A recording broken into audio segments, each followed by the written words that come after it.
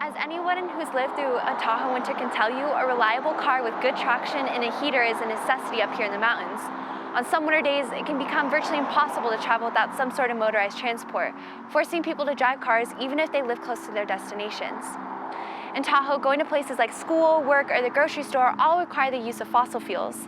But since climate change has become the issue of our time, and perhaps of all time, the problem of our community's destructive reliance on fossil fuels has become apparent.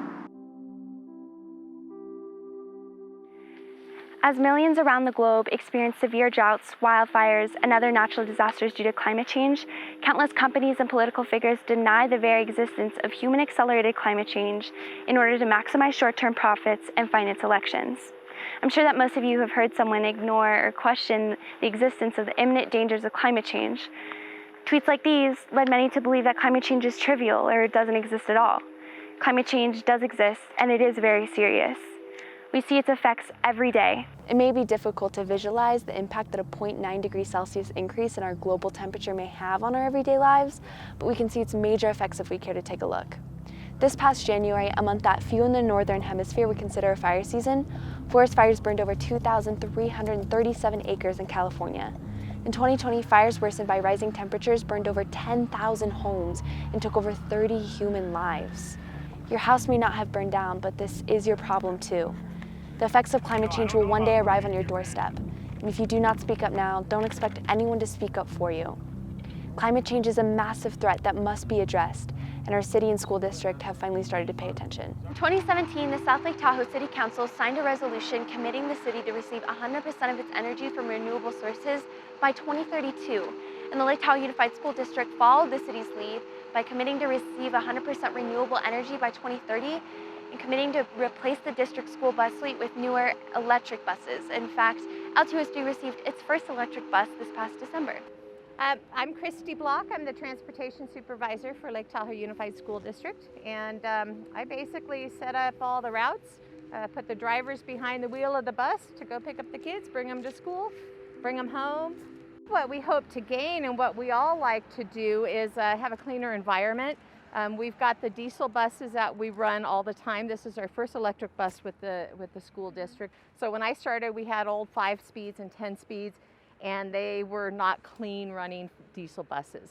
Our newer diesel buses are a lot cleaner. All the emissions and all the rules and regulations for clean air in California through the different clean air quality boards and stuff like that make all the newer diesels really clean running and burning.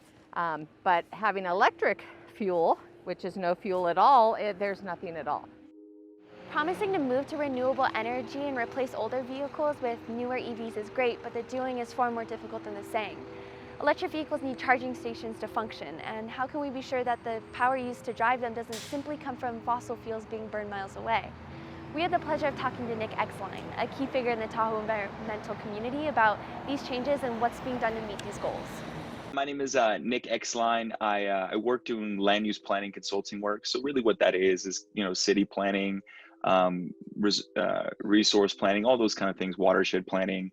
So I do that for my day job, and then also work in politics. But primarily I look at my political lens as a climate activist and looking to push things on that front. One of the things we're working on actually kind of on a regional basis is we're working with the South Tahoe Public Utility District, which I'm on, the city, LTCC, LTUSD, Barton, affordable housing projects, to start to develop microgrids.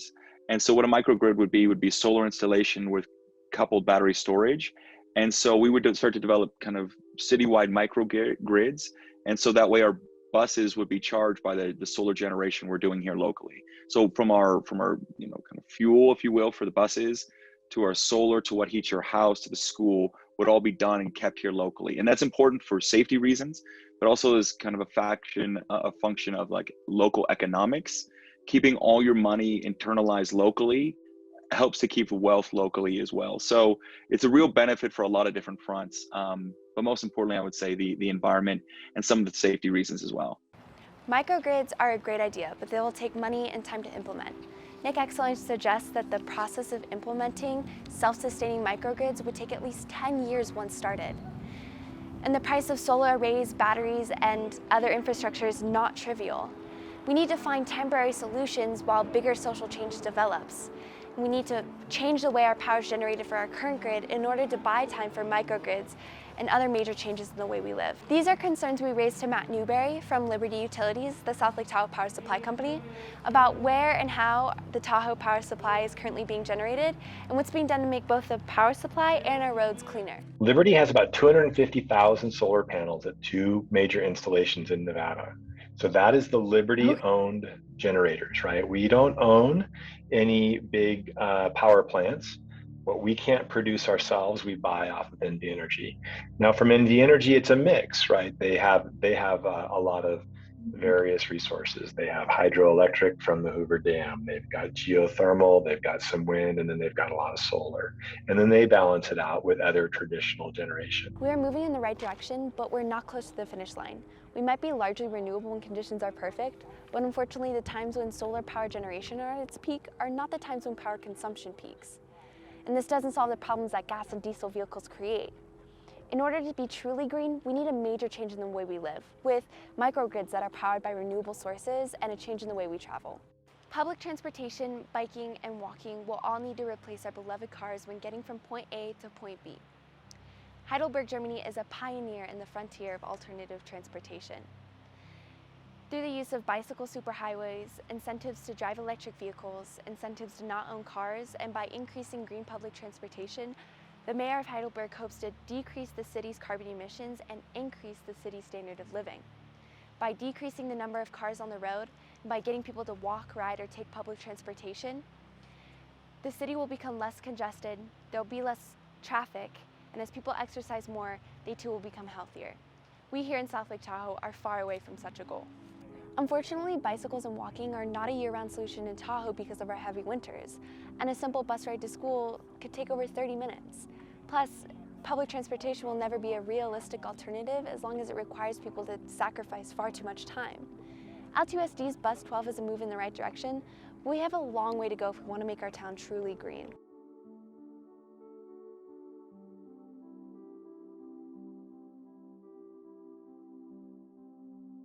One of the challenges always with climate change and in solving climate change is that there always seems to be more immediate need. Somebody's always hungry today, somebody's always cold today, you know, the water system's always broken today. I had these discussions with the board members I'm with all over the place. And so could the money, you know, be better used for some immediate need? Conceivably. But the problem we start running into is that if you perpetually solve that immediate need, the long-term needs you have aren't met. And so, you know, we have to look at these things in kind of parallel tracks where, you know, we have to be very conscious of meeting the needs of today while not forfeiting the needs of tomorrow. It's going to be up to our generation to make sure that we escape the trap of believing that driving an EV or installing solar panels means that we've done our part. Climate change is a social problem, not an individual one. It's our responsibility to become educated on the problem and then fight to fix it. Call your congressman, attend protests, join with others, teach others how to fight, but most importantly, don't be deceived by that one electric bus or that a simple solution is anywhere near a true solution.